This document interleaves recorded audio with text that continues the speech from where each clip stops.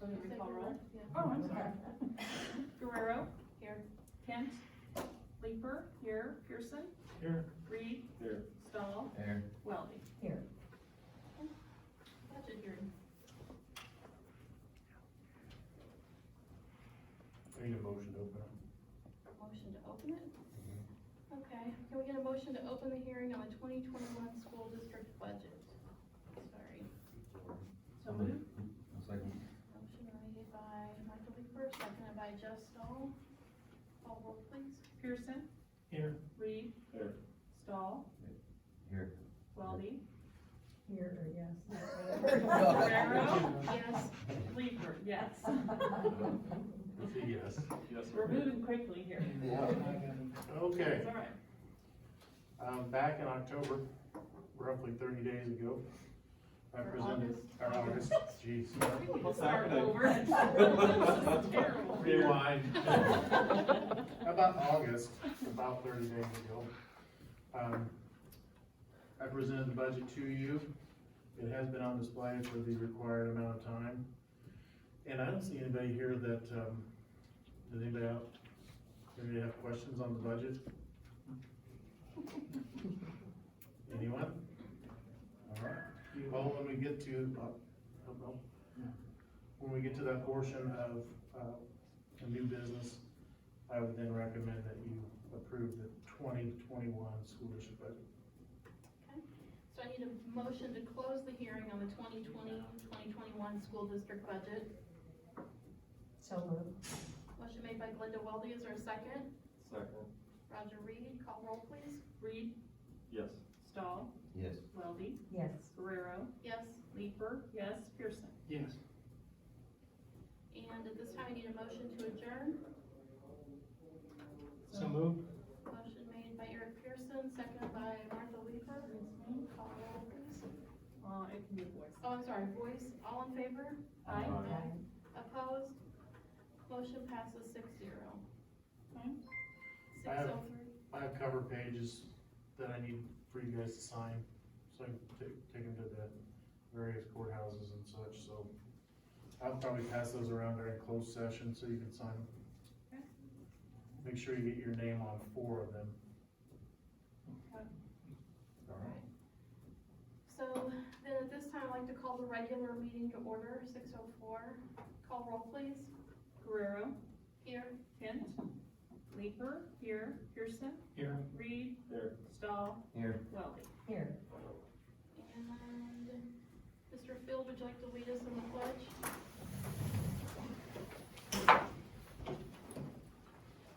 Allegiance to the flag of the United States of America and to the republic for which it stands, one nation, under God, indivisible, with liberty and justice for all.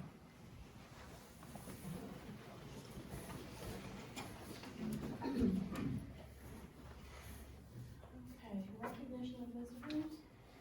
We have one visitor, Donna Campbell, would like to speak to us about a process of wastewater testing for COVID-19. So I think I'll turn it over to Donna, thank you. All right, I've never been to a school board meeting before, so I don't know, am I supposed to stand up, sit, You can leave stand my up. mask on, take my mask off? You can leave your mask on, if you wanna stand up, that's fine. Okay, all right. I'm not sure, if all of you know me or not, so I thought I'd give you a little background, on myself. My name is Donna Campbell.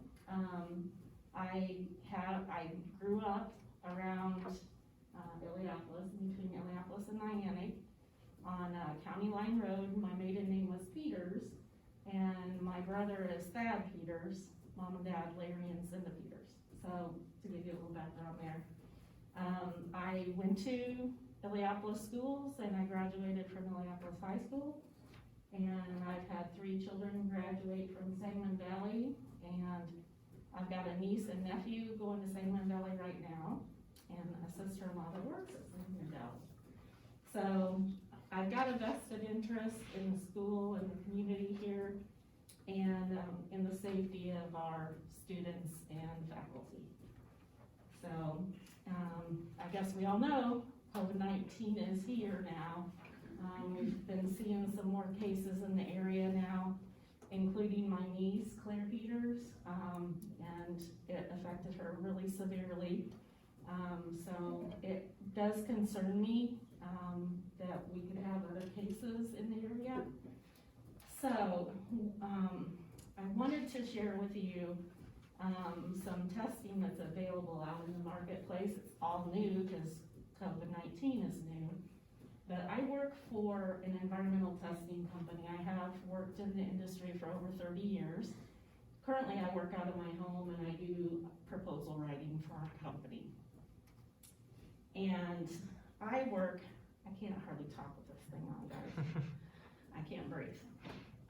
I work for Eurofins Test America. It's a mainly chemistry testing lab. We also do radiological, microbiological testing, and Eurofins is a worldwide company. I should have brought how many employees we have and what our revenues are, but anyhow, just know that we're the largest environmental testing company in the world. We have a sister company that has developed testing for COVID-19, and they have a couple of different options available. They're called MLab P&K. I don't work for that division. Like I said, they're a sister company. So there's nothing in it for me. It's all for us here. And I sent this to Mr. Fields, a flyer, I don't know if you guys saw it, about the program that the company has developed. We're actually marketing this to universities, hospitals, and other like business institutions and stuff. And there's a 4-step program that they have in place, and the main purpose is to have a non-invasive solution to help detect infections and avoid spread of COVID-19. And what we want to be able to do is to catch it early, not to catch it when it's already an outbreak. And the particular solution in this program that I think Sangamon Valley might be interested in or might consider is the wastewater testing. And how that works is we have PCR technology that we use to test for COVID-19, which is SARS-CoV-2, in wastewater. And how it works is that they see that COVID-19 is shed in fecal matter. So the wastewater coming out of the school or in certain sampling locations within the school would contain COVID-19 if there was a student or a faculty member that had it in their system, because it would be if they go to the bathroom at school, I guess. So that's how they're using this testing as a leading indicator of infection. And it's really sensitive, so that if one person at a very large population had it, it's going to detect it. And so what it is, it's an early warning signal for an outbreak. And we've already found, using our technology with University of Arizona, they caught an outbreak a week before, so that they were able to put mitigation procedures in place to protect staff through lockdown or whatever you're seeing with like universities, what they're doing. The same thing could apply to Sangamon Valley, although I don't know what the requirements are right now. It sounded like maybe if you had so many students in a classroom get sick, then you had to close the whole classroom or maybe the whole school. I'm not certain if this would be helpful or not, but I think it's interesting and it might be something to consider. Mr. Meadows, you asked me to find out about cost, things like that. The cost is $400 a sample, not knowing how many samples the school would have. And the way it works in our business, larger volume gets this more discounted pricing. It's kind of in about every business, it works that way. So we can get results to you in 48 to 72 hours. and I talked with one of our sales people, because I'm really not following that close, but I did watch a webinar on it. I mean, I don't take calls, I don't service this type of work, it's serviced by our other company. But he has, and he said, what you would need to do the sampling is, it's just like wastewater testing, any place that you would do wastewater testing. Use an auto sampler, you have to have manhole access. You could set it up for each school, or you could target a wing or a floor of the school even, if you wanted to get that specific. But all 3 schools could at least have testing. He said, what clients are doing right now is they're running a baseline test to get kind of like a background of where we're at right now. And they test from they can do like every other day testing or a couple days a week. That would establish your background. And then as you continue on, you can reduce your testing if you want, and then cut back to like once a week. And so if you have your baseline here and then all of a sudden you see it going up, you know that's a signal that you're starting to have an outbreak. Just like you've seen the curves on TV.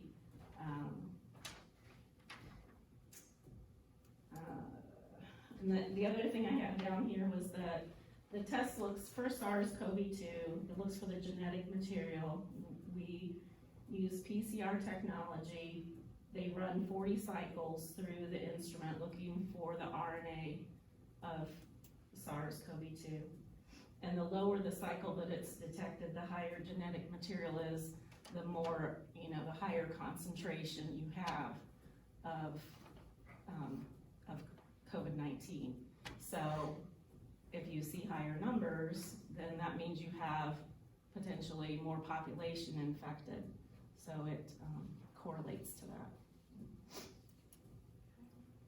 Do you have any questions? I don't know that I do. Do you know if any of the local towns are using it? I do not know, I haven't checked at all. Okay. I did look, on the CDC website, and, it says that they are initiating, wastewater testing for municipalities, but I don't know what size municipalities are working on.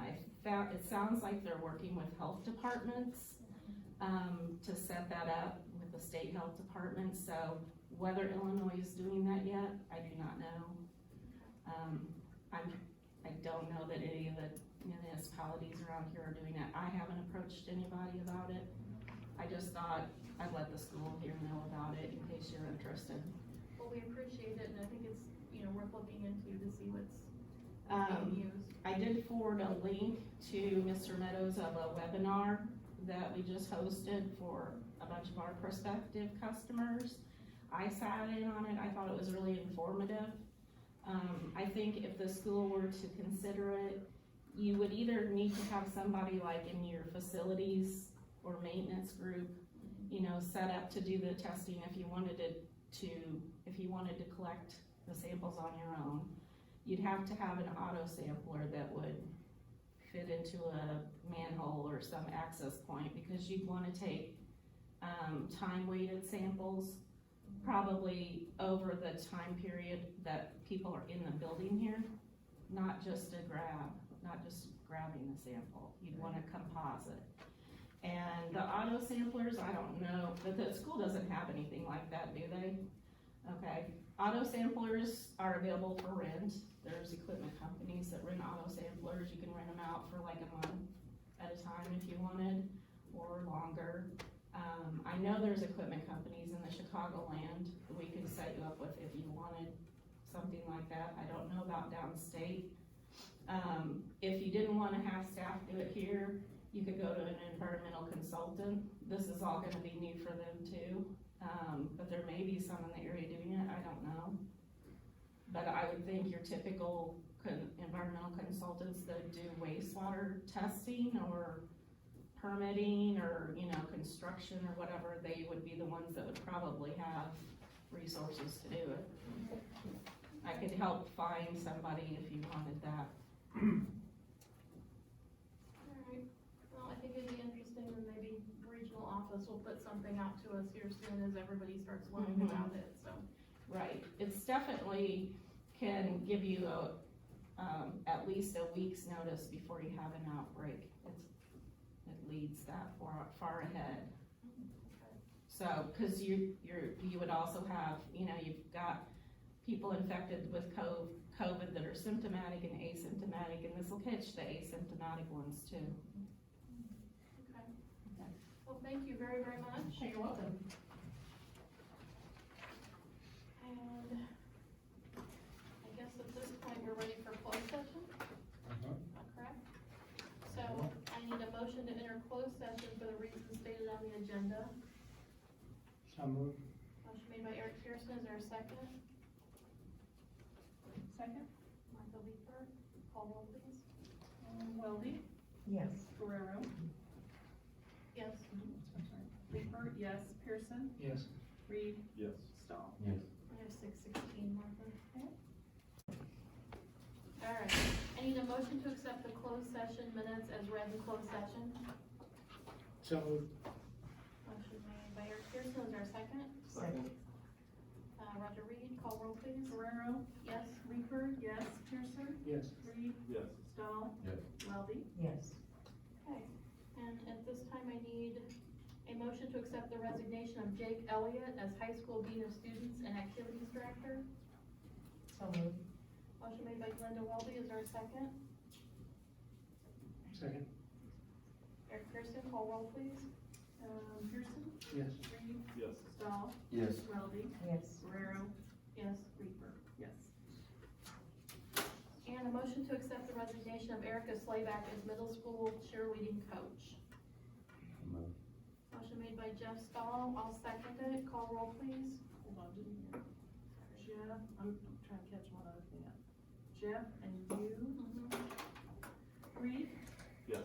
Stahl, Yes. Weldy, Yes. Guerrero, Yes. Leeper, yes, Pearson. Yes. Okay. And a motion to employ Abby Swearingen as an at-will bus monitor for the 2021 school year. So moved. Motion made by Eric Pearson, is there a second? Jeff Stahl, call roll please. Weldy, Yes. Guerrero, Yes. Leeper, yes, Pearson, Yes. Reed, Yes. Stahl, Yes. Motion to employ Haley Emerson as an at-will bus monitor for the 2021 school year. So moved. Linda Welby, any second? second. Martha Leeper, call roll please. Stahl, Yes.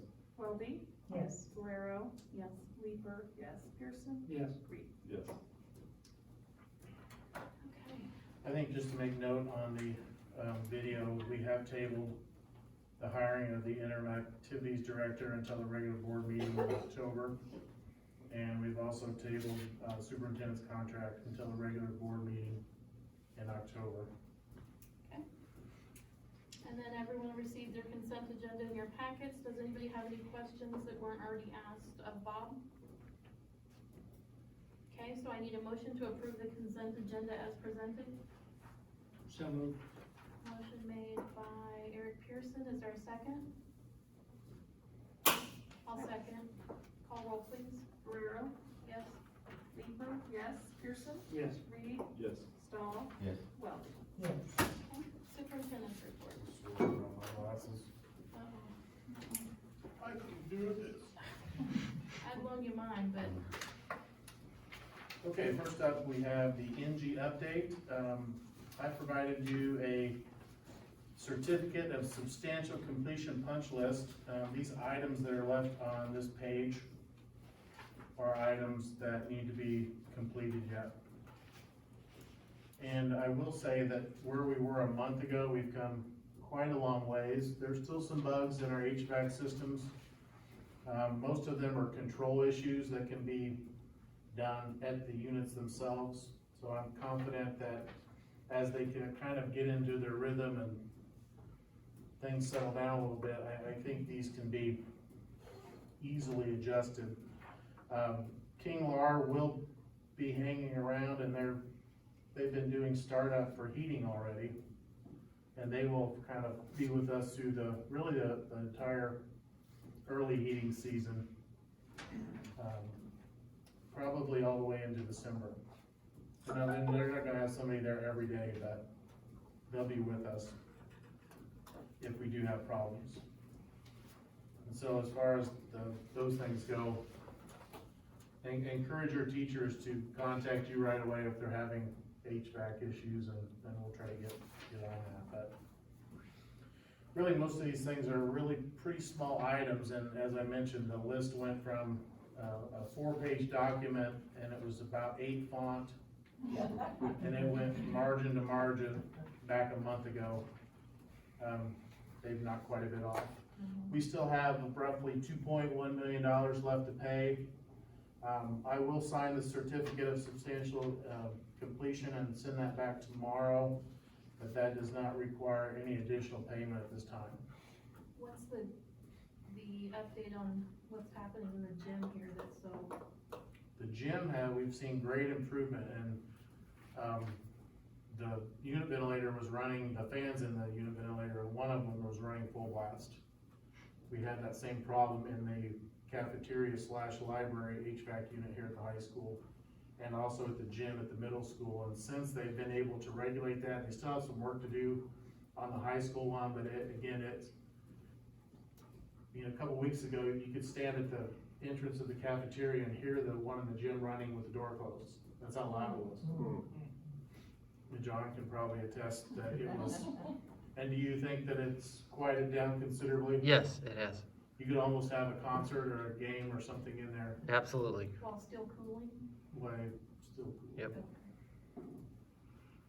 Once it gets up to a certain temperature, allegedly it will throttle down to and run about 40%. One of the things that we have to keep in mind in commercial is anytime we change that now, we have to bring in so much fresh air as we're putting cool air or hot air into the classrooms. You also have to bring fresh air in from the outdoors. So it's a little bit different than your residential system. But I think that's also with everything that's going on, that with the filtration systems that we have, that might help keep the air a little bit cleaner as well. So that's really about all I have on the NG update.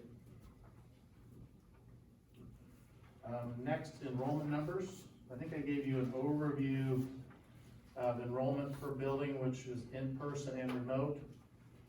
The primary, and this I think was as of last Friday, based upon numbers that I pulled off of, well, Erica pulled off of, Teacheries. Primary building had 129 students in person, 23 remote. That is roughly 50% of the students, for a total of 152. Intermediate, 106 in person. These might be a little bit different. If they're significantly different, if you want to chime in, please do. 106 in person, 31 remote, and that represents about 23% of our students out of the 137 total. Middle school, 138 in person, 26 remote, 16%, total 164, and the high school, 168, 39 students remote, that's 19%, 207 total. District-wide, we have 660 kids that are attending school at Sangamon Valley or attending remotely. 541 in person, 119 remote, 18%.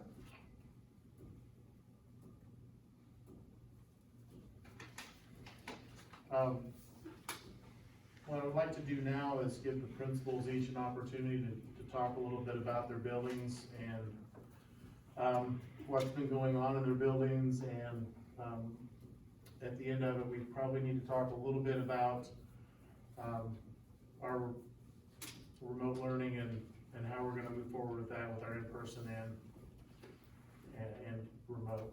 So, does anybody wanna be a volunteer and go first? Sure. All right, we can start with the primary and work our way to high school. Looks completely different, especially in my building. Lunch and breakfast in the classrooms. The cafeteria staff have done amazing. Tina and Christy are two amazing cooks for us. They're doing a great job. In the classroom itself, teachers, man, have we thrown some stuff at them. The iPads, we just got those rolled out last week, and we're doing some kinks and learning, and it's a lot though. And those teachers are definitely stressed and trying to learn how to operate an iPad and operate Google Classroom and operate this and operate that. And it's a lot. It's about 5 years of PD in 2 months, and it's a lot of stress.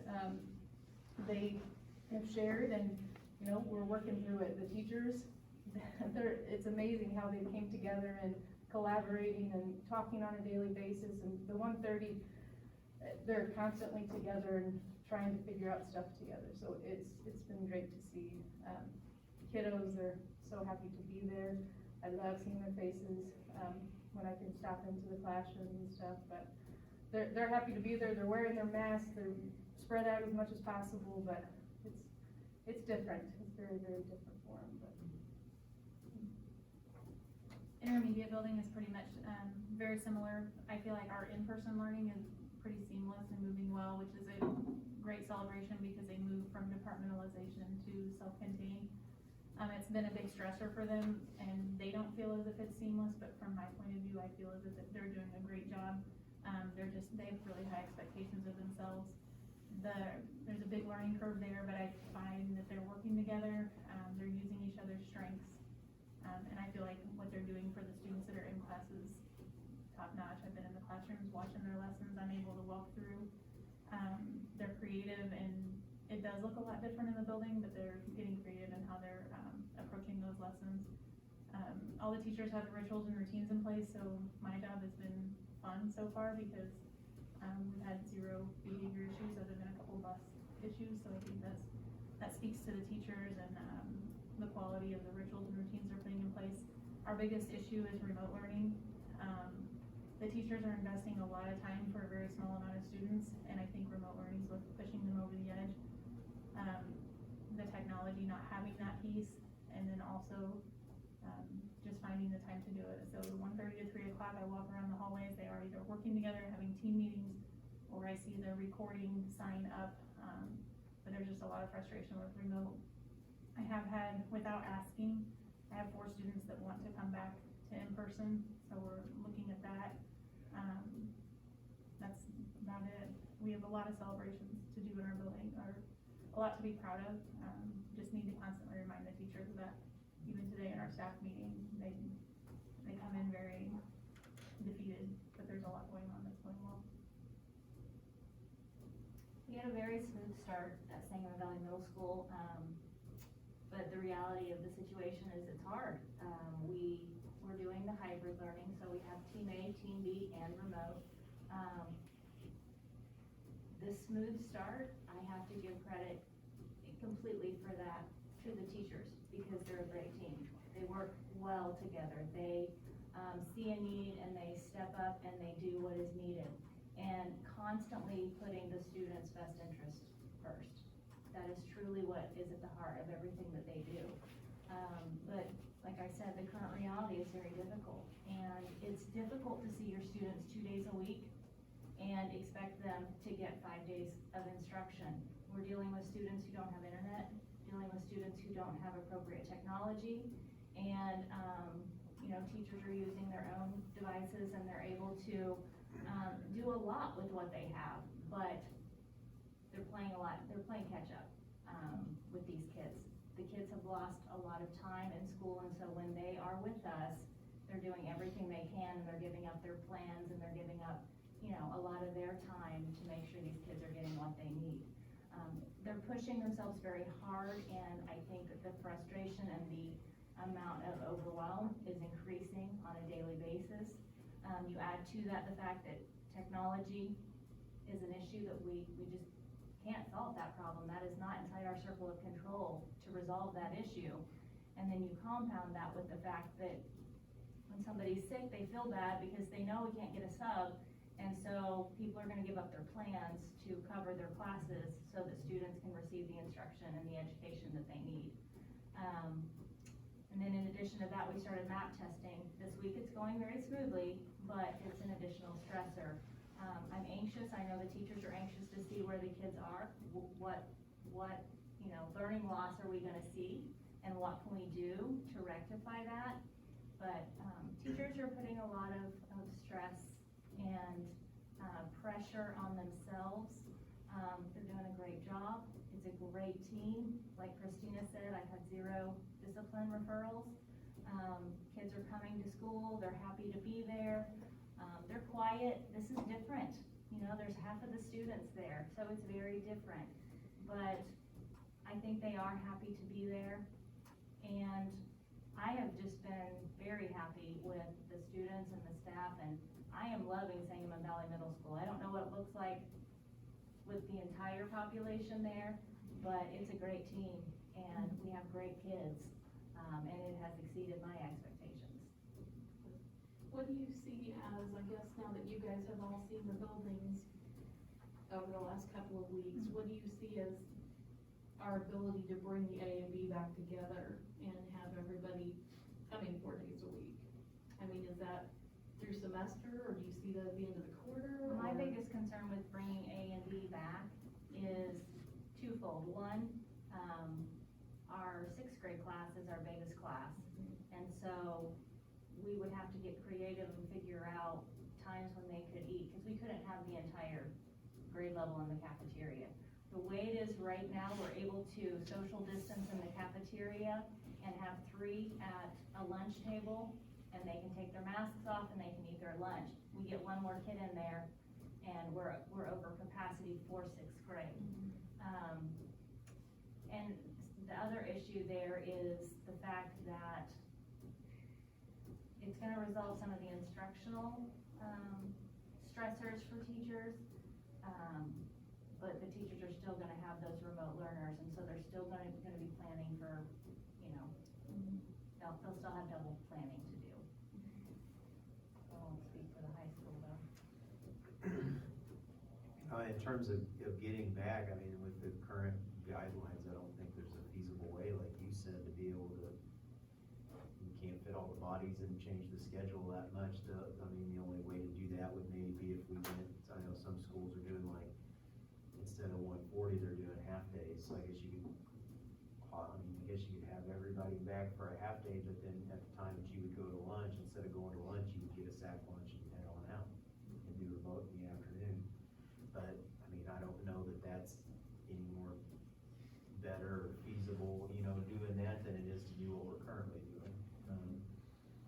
It'd be one of those, it's an answer, but not a great answer, and so then you're just flipping the routine again and causing more uncertainty with that. From the high school standpoint, I just can't express enough how great the faculty has done. I mean, they're doing triple duty right now. Because A and B and remote is all 3 different things, and they're doing that. In most cases, I mean, you're talking 5 preps. I mean, for the average teacher, so they're doing great. A and B isn't the same? It's the Well, same, but with it is, different but kids. you got different kids with you. So you're Right, differentiating right. and meeting the needs of From a those planning students. standpoint, it's the same plan. Well, yeah, I guess, but not at the same time. So, I mean, sometimes you're doing, your A day with your A kids while your B team is doing asynchronous lesson, vice versa. In some cases, other times you're recording a lesson and shipping that out. So you're also doing a lot of tech work, on top of that. So it very much is triple duty, even if it is the same lesson, you're still doing it in 3 different formats, per day. So, but they have answered the call, and I mean, they're figuring Google Classroom out like everybody else said. They're figuring the tech piece out as best they can, and just trying to be flexible with themselves and flexible with the students, and vice versa. I feel like the students are doing a great job. I've had 0 issues with masks or anything like that, which I didn't anticipate. I mean, they've been, so easy with that. They get it. They know that it's just a really hard thing that everybody's doing. And we've all just kinda gotta do our part, thus far. We haven't had any issues. So, that's great. I mean, everybody's just working hard, and yeah, everybody's stressed out.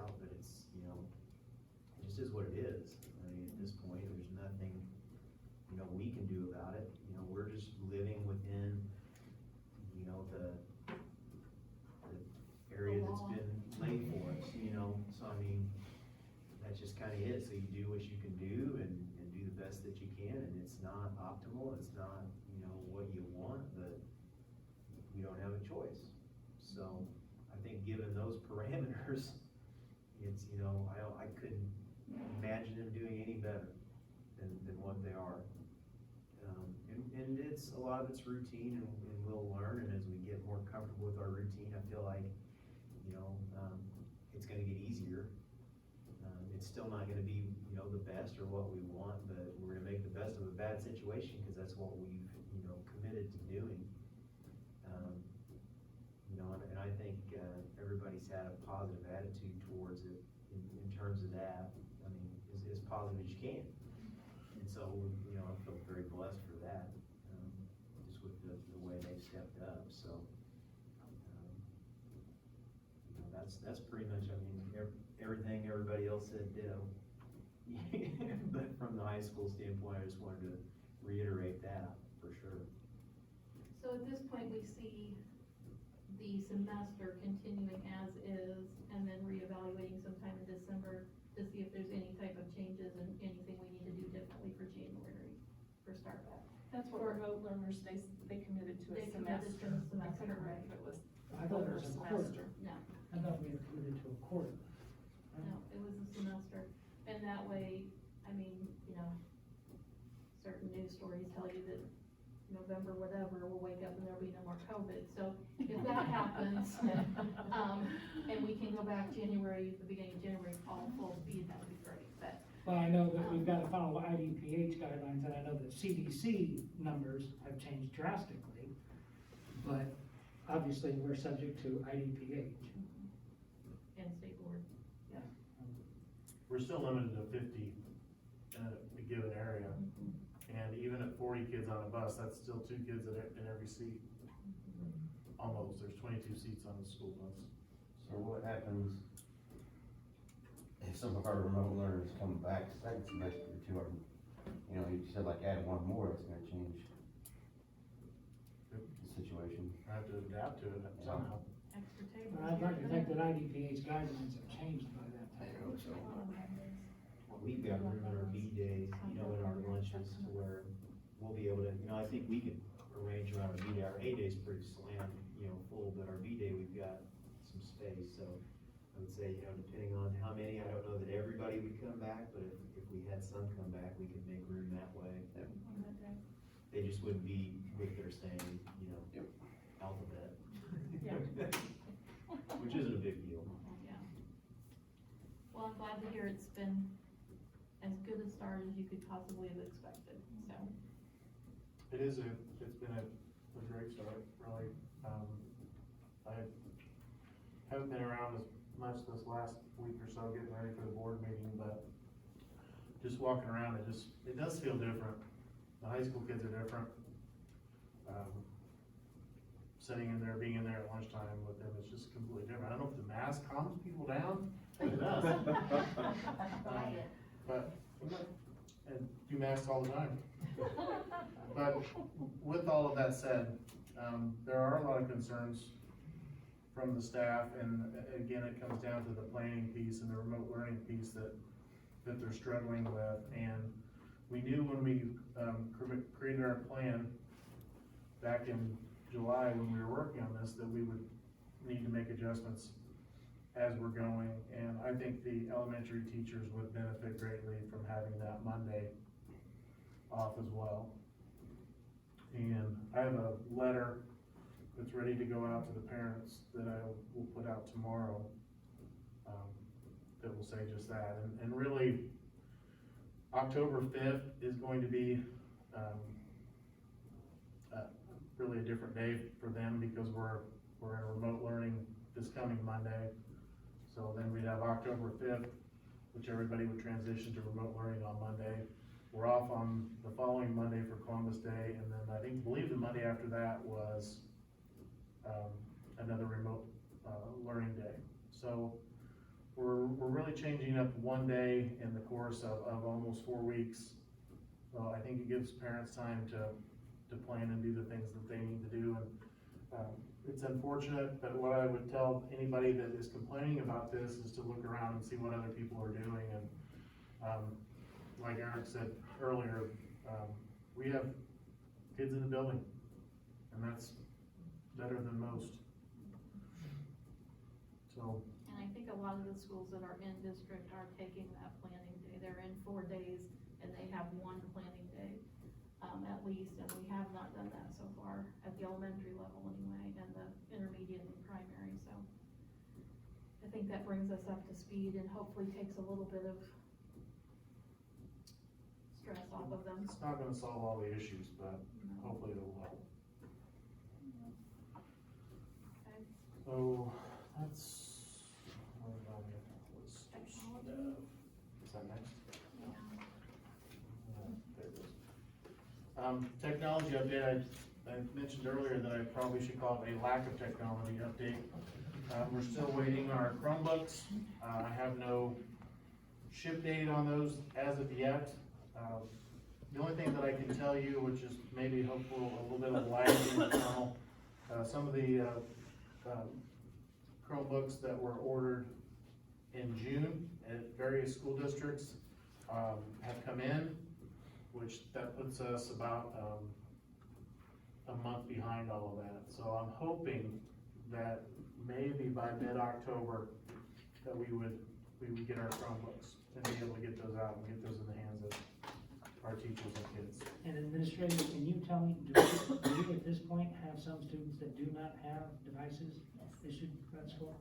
I guess I wasn't aware of that. Yeah, we are doing map testing, and I'm having, well, on Tuesday, I had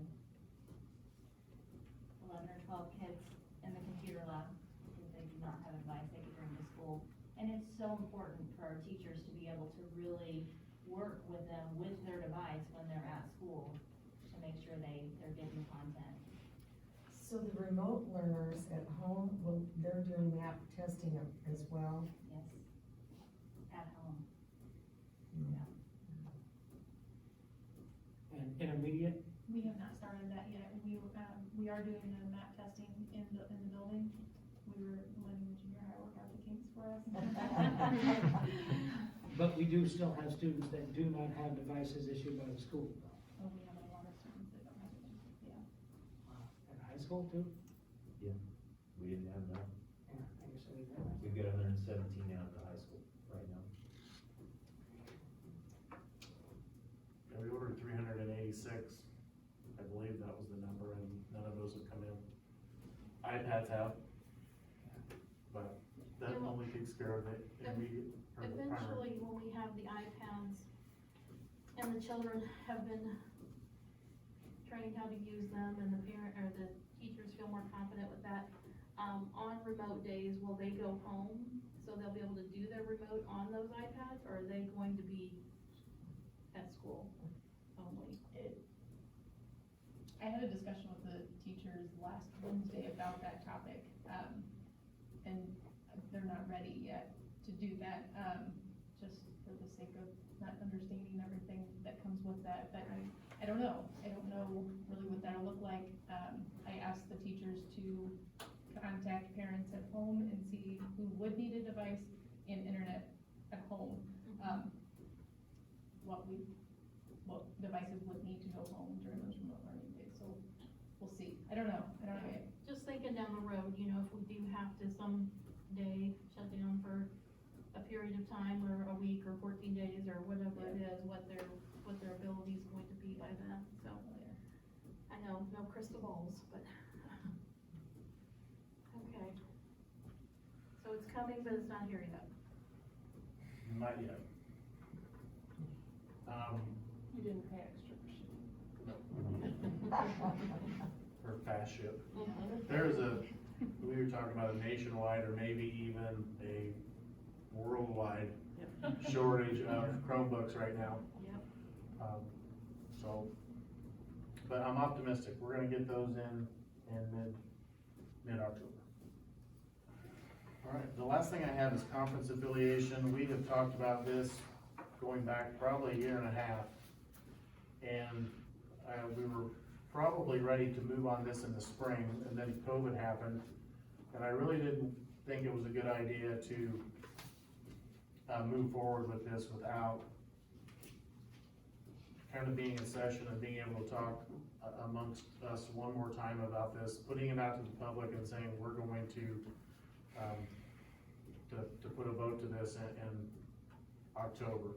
But basically what we're doing is that, Lincoln Prairie Conference is our current conference. All of the sports that we host are within the Lincoln Prairie Conference. What we talked about doing was staying in the Lincoln Prairie Conference for football only, because the MSM Conference does not have football. And then we would transition to the MSM and all other sports except for football. I feel like we would be much more competitive. I think the girls are a perfect example. Their program competes in the MSM, and they are competitive in both basketball and softball. I think it's a good fit for us. We looked at mileage and all of those things that are important to a school district, and the MSM schools from Niantic are closer. And with the fact that we typically co-op with Tri-City for these sports, it's kind of just a natural progression of going there, picking them up, and moving on to the MSM conference. And most of those schools are located in Sangamon, Christian, Macoupin County. So I just wanted to put that out there for everybody out in YouTube, and it'll be in the paper as well, that I'm gonna come to the board and ask that we move on this. I do have approval letters that I put in your packets from the Lincoln Prairie Conference that has approved us for just for football, and then the MSM for all other sports. And then I think when we get that done, then if we still are interested in looking at the possibility of co-oping boys basketball with Tri-City, that we can start those talks as well. Their AD reached out to me and asked if there was still interest in that, and I assumed that there was, but I told him I wanted to get this taken care of first, and then we can move on. I have not met their new superintendent yet. I plan to do that once we get maybe settled in a little bit more. What sports did you say were MSM now? Softball, baseball, and Girls basketball. but volleyball is Volleyball is- Prairie? Yes. Okay. And track. And track. The sports that we host are all Lincoln Prairie. Are we still doing soccer with Meridian? Yes. I don't think any girls go this year, did we? I think just one. So those numbers have dwindled a little bit, but hopefully maybe there'll be some more interest as we move forward. That's all I have for my report. Okay. So then into new business, we need to, a motion to adopt the 2021 district budget as presented. So moved. Motion made by Martha Leeper, is there a second? Second. Eric Pearson, call roll please. Guerrero, Yes. Leeper, yes. Pearson, Yes. Reed, Yes. Stahl, Yes. Welby. Yes. Again, I think we ought to announce that, according to the agenda, we would be moving on to the district audit, which is completed by Floyd and Associates. I do not have the final report, and I'd really like to have that and have that into your hands for review before we act upon that. So I would recommend that we table that until the meeting in October as well. I will tell you that, our financial profile summary came back, and we had dropped 0.1%, and we dropped from recognition, which we've been on for several years, down to a review status. Mr. Field and I were talking about that, and what does recognition get you as opposed to review, and we really didn't know. Nothing, I'll answer that question for you. This looks nice. It does look nice, but where we drop down, and it is a heavily weighted score, is your percent of long-term debt, of what you have remaining there. And We expected. Yeah. Yep, so, but I will, I'll have that for you, hopefully very soon, and you can get it in your hands and review it.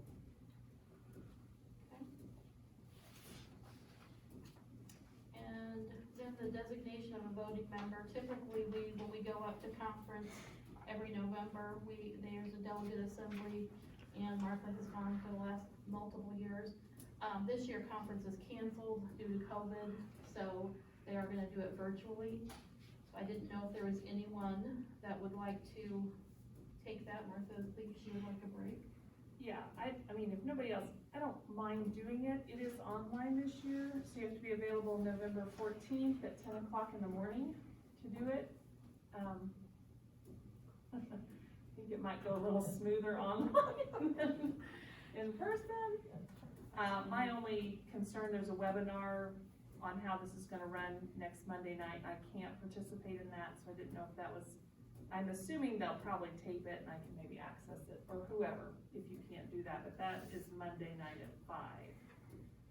Is your training on how it's gonna run, but I don't have to monopolize it. To do it if you don't want to this time. If you, I mean, it's gotta be better than holding up a paddle, I'm thinking. Wise. Counting and putting on Post-it notes and then adding them all up. This ought to be a little better. more authentic. Well, if you would like Would to. you like to try? Well, I will, you know. And then basically what Martha has done in the past, we all get our packets, and it tells us what is to be expected. It came in our email, I printed it out at work, so I'll just give it to you tonight if you wanna start to look at the. Okay. Yeah, she would just break down the resolutions, tell them which way that the ISB is saying to either, agree or disagree with, and then we just kinda all, before the November 14th, do a So vote. we might, I don't know when our November meeting is, we might have to do this in October. Okay. But who's responsible for getting the copies, or we just look at our email? They have always sent copies A in little the booklet, past, yeah. but we should have all got it, I got mine in my email Yeah. from ISB this week, or. I have in the very end of last, Do you wanna email that to me and I can Yeah, scan it? pass that down to Glenda. November board Yeah. meeting is the 18th. Then we have so to, we'll have to do it in October. we'll have to get our positions in October. Yes, I will send that to you, And then or at least here. September 28th at 5 o'clock is the webinar to tell her how it's. I think going to that's right, I'll And send you a so I link on need to that sign too. up for that probably. Mhm. But do I need any official authorization that I am the person, or? Well, I mean, we're you gonna- are, you you are. are the vote, you Yeah. have, so you are. They'll just take one person from each district, Yeah. Okay. so, and we're gonna tell you right now, I need a motion to designate Glenda Weldy as the voting member for the ISB Virtual Delegate Assembly. So moved. Motion made by Martha Weaver, I'll second it. All in favor? Aye. Opposed? Motion passes 6-0. Okay. I think you get 5 master board member points for doing it too. Okay. And we are down to the board policies, which I didn't bring my copy because I came straight from a meeting. You guys have yours? I actually woke up in the middle of the night last night and read this, so put me back to sleep. You really Yeah, that's I sweet. really That would did. put me back to sleep for sure. You know what, Gavin is, well, not all, but, you just, wow, you get so many other jobs, Yeah. you know, it's, those It's an are officer superintendent. of everything. I thought I was gonna do these, the collecting of the samples for COVID. The fecal matter, Yeah. you're referring to? I say, you might wanna not joke about it. Just kidding. I've never been one to ask somebody to do something I wasn't willing to do myself. All right. Do we need to go through these? You wanna go through I these? think you probably just, There's 2 or 3 you've got questions. yeah, and just, Well, I don't have them in front of me. 22, 2220. yes, See, That's what I was would you like trying to my say. copy? you got my copy. You can still tell which ones are highlighted, they're darkened, they're not highlighted, but, Alright, and they're front and back. alright, so 2220. It deals with, Procedures. yes, and probably the new section is about not having a physical presence of a quorum. Due to COVID. Yes, and we've never experienced that, and I don't know why we would. Yeah. Our goal has always been to have the quorum at least here, and then the others by video if need be, or whatever, so no question here, correct? Correct. And then, 220E9, that would be the document that we would use if we want to actually move forward with, doing a no physical presence of a quorum, and then we would select really which one of these options that we would want to follow. That's how you would post it or send it to Yes. your newspapers and things. So, I say we approve that, but I don't think that we would ever use it. Okay. Makes sense. 4180, I believe this is the one that has questions. And it is on pandemic preparedness and management and recovery.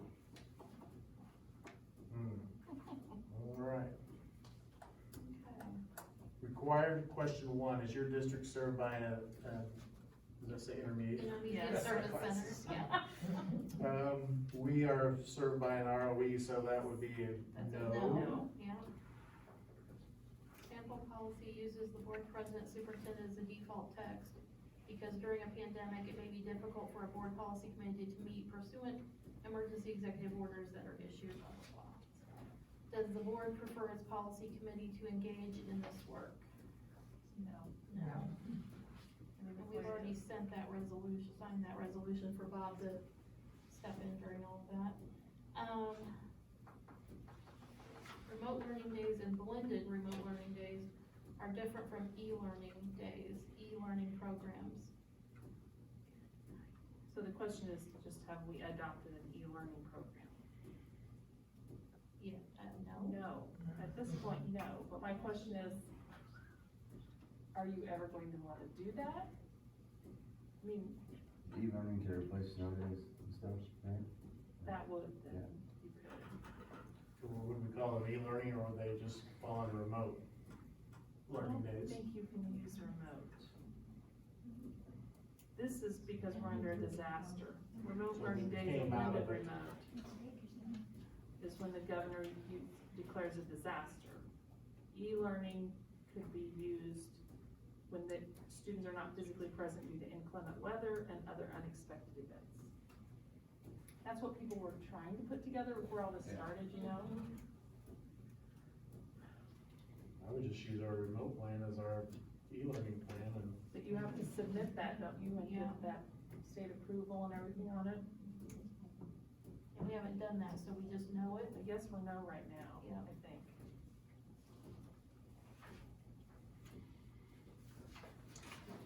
Policy is renamed from pandemic preparedness to pandemic preparedness management and recovery. Love a beat.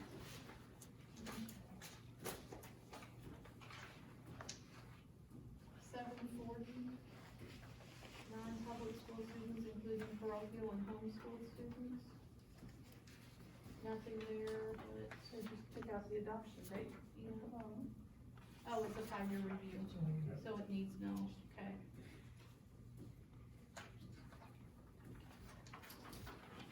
Seven one nine. it's pretty reviewed.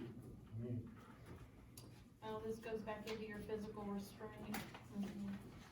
Isolated timeout, I don't know. Wording has changed. Neither isolated timeout nor physical restraint shall be used to discipline or punish a student. These methods are only authorized for use as permitted under Item 105, blah, blah, blah. Are these papers? The only question we have is, does the board wanna allow or prohibit? And I would say we would want to allow, because we do have a runner sometimes in kindergarten, which would require some physical restraint. I I think you have to allow it for the safety of other students and teachers. I mean, I just don't feel like.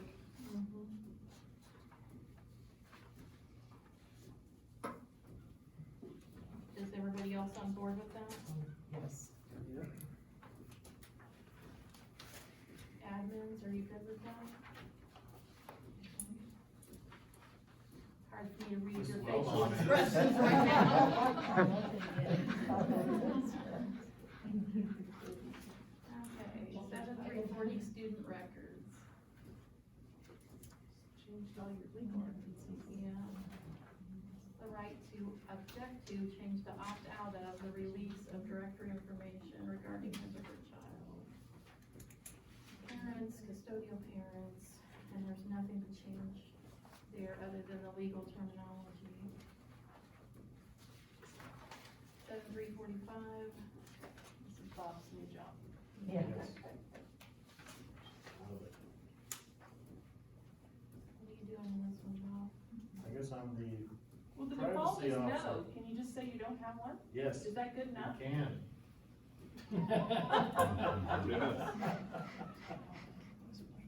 So you can comply by not having one. Yep.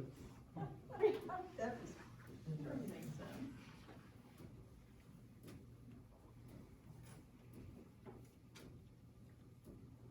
I don't see why we want to do that. So yes, the superintendent? You've taken the job? But if you don't have one. What are you thinking? I'll be the Privacy officer. privacy officer. You're gonna be the The privacy second one. officer? I'm gonna make Why you not? sure with all of those times on it, that's my goal. I'm writing it down. You haven't officially hired me yet anyway, so Oh, yeah. might be getting with somebody else. Leave it till July of 21, so July of 21. Hand those back at this point. I Maybe mean, we'll get it using that, the press update. Well, I use it just about enough to Remember how to do it? and they send me a note if I mess stuff up, so. Really pretty handy. At this point, we need a motion to adopt board policies 2220, 2220E9, 4180, 740, 7190, 7340, and 7345. So moved? Motion made by Martha Leesburg, is there a second? Second. Eric Pearson, all in favor? Aye. Opposed? Motion passes 6-0. And then door replacement. I have two double doors in the intermediate building. One goes out in the direction of the playground, the other one goes straight south out of the building. By code, these doors have to be able to close on their own. They're not functioning in that manner.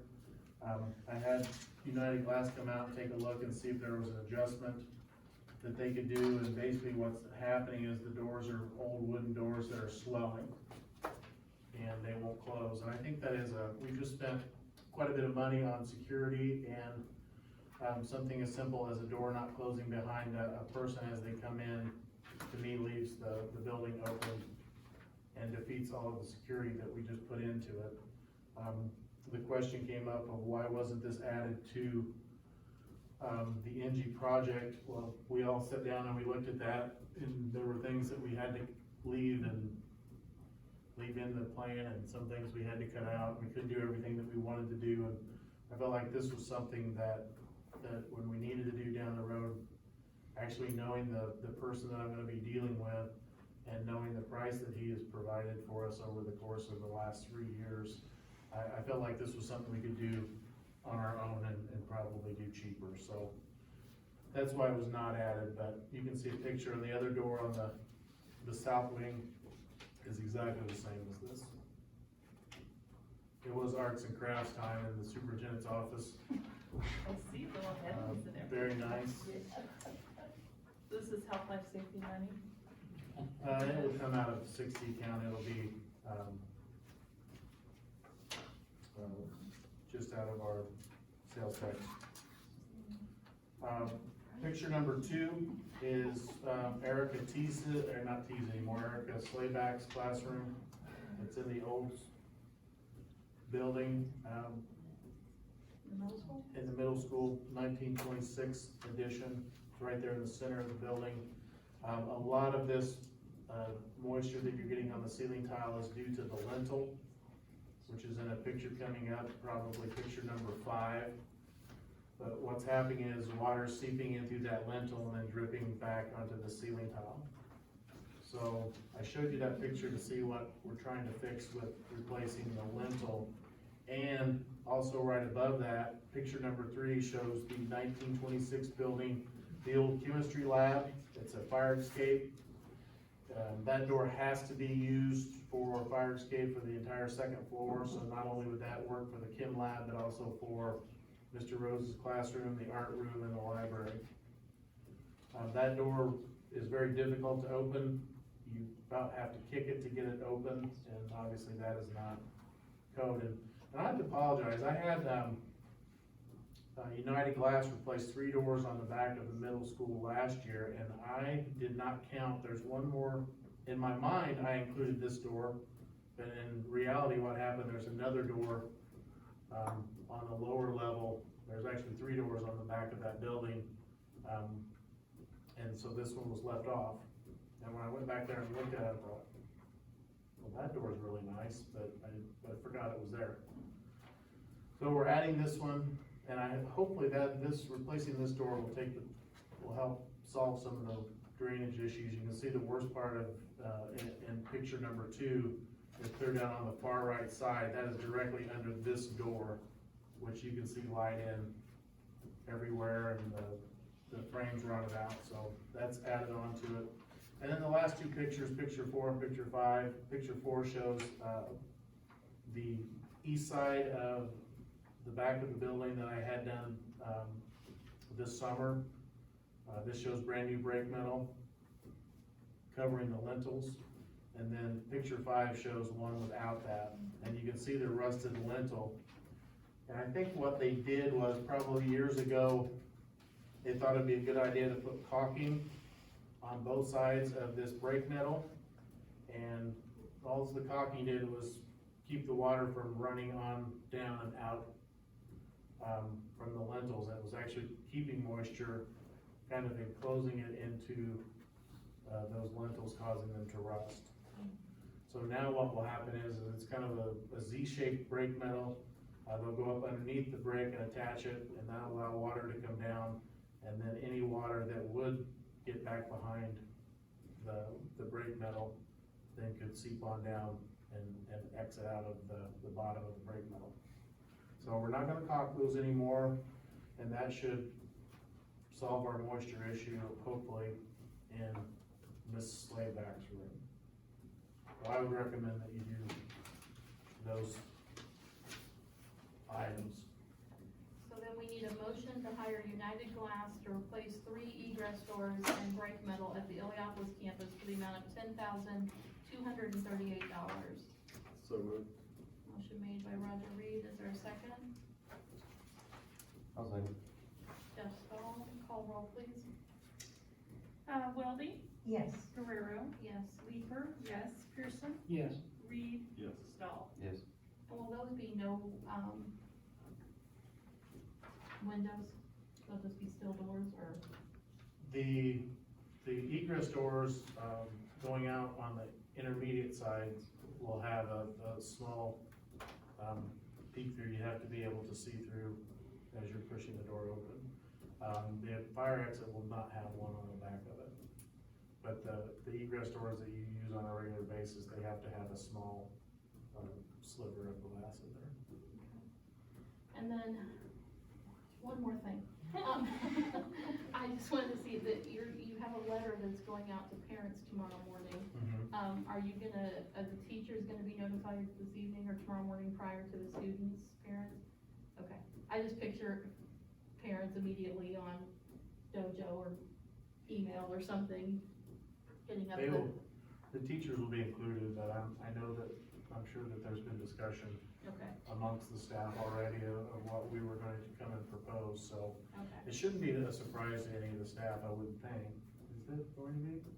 We had a staff meeting today, and I told them that we were pushing for that. Okay, But they will be included. okay. Anybody else have anything? I do like to say one more thing before we Okay. finish with, for somebody that's been here in the district, for as long as I have, I think the buildings, as a whole are really pretty darn good. They look amazing, you know. Maybe coming from another district and being accustomed to other things, there's still work to do, don't get me wrong, the middle school's rough in places, but we're really buttoning up the outside of the building, and now we're gonna start moving to the inside, and we have really been working our way across the district. We focused on Harristown initially because it was the one that had the least amount of work, and we're starting to move across this building.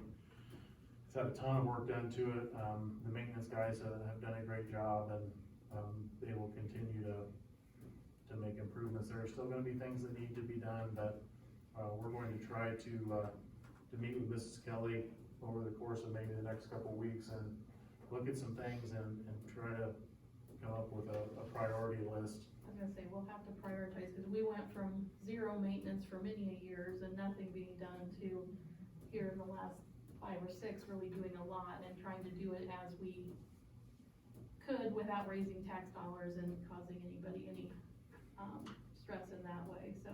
But we have, I think, accomplished a lot. You have accomplished a lot. You guys have accomplished a lot. And all of this really came out of the meeting we had back in March of 16, where we sat down with the communities, and not a single person in that group said, I think we ought to think about closing our school and sending our kids off in different directions. Nobody said anything about consolidation. They wanted the buildings fixed. They wanted air conditioning, that was a priority, and we've done that. And really, we've done that. If you go back and look at the tax rate, it's probably going to have to go up, because I'll talk about that when we talk about the levy that'll be coming up in October, but we're looking at probably a potential of 5 to 10% cut in state funding over the course of the next couple of years. So we've been able to do these things and actually lower the tax rate over the course of the last 5 years, which I'm probably the most proud of. But again, we've done a lot, and I'm excited. I wish that we weren't going through all of this. I wish all of our kids were in the buildings and were able to enjoy the air and that sort of thing, but we'll get there. And as a board, we had talked that this fall, and it may get pushed back a little bit because of COVID and other things on the agenda, but we would like to do another retreat and we need to redo our goal setting. We've accomplished a lot of those, especially with the buildings and that kind of thing. So we need to regroup and meet as a team with the administrators and decide if we need to have another big group setting or not, and just kind of lay out some new goals so that we can start working towards those. Now, I don't know, like I said, that may end up after the first of the year at the rate we're pedaling along, but at least we can get it on our agenda and set a date and go from there, so. That's all. Anything else? All right, so the next regular meeting is going to be scheduled for October 21st at 6, and I need a motion to adjourn. And everybody needs to sign things before you leave. Motion made by Jeff Stahl, is there a second? Second. Eric Pearson, all in favor? Aye. Opposed? Motion passes 6-0.